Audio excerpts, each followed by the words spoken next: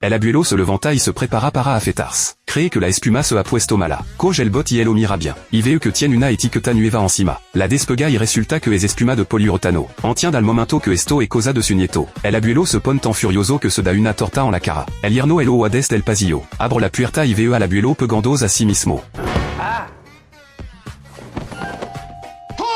Resulta que la hija tenía miedo de que su padre estuviera muy solo en el pueblo, así que el lo trajo a vivir a la ciudad. Pero no es suficiente habitación en casa, y el pobre Jack tuvo que ceder la suya, y mudarse al cuartucho del altillo, donde murciélagos volando por toda parte, ratón paseando por Las Vegas, y cuando llueve el techo gotea sin parar. Jack Elo está pasando fatal, así que decide echar al abuelo de casa. Y le manda una carta de desafío. El abuelo cree que es una broma del nieto, y pasa completamente. Pero esa misma noche, un coche de juguete con un móvil atado encima, irrumpe en la habitación del abuelo.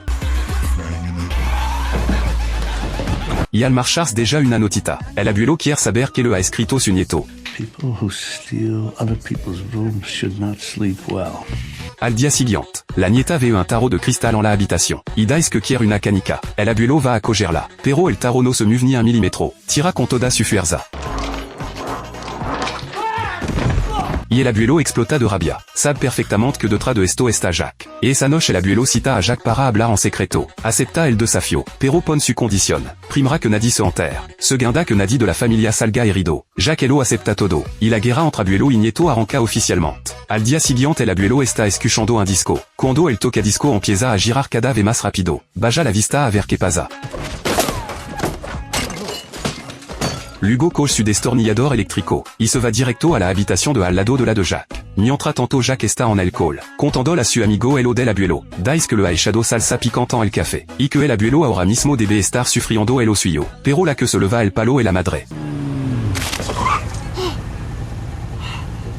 Jack vio el del alcohol. Primero comprueba que el dispositivo de seguridad de la puerta sigue intacto. Y entonces entra tranquilo. Pero nada más dejar la mochila la mesa se hunde. Se sienta y la silla se rompe. Hasta la cama la ha saboteado el abuelo. El abuelo deja los tornillos encima de la mesa muy satisfecho. Por fin se ha desquitado. Ese día el abuelo juga al golf con uno amigo. Y de un palo revienta el cristal del coche de alguien. Los viejos ven que el coche es caro. Sueltan los palos y salen por pata. Por la noche. El abuelo nota que hay algo en la cama. Enciende la luz y levanta el edredon. Et una serpiente timbada ahí. El abuelo se caga de miedo y se escapa por la ventana.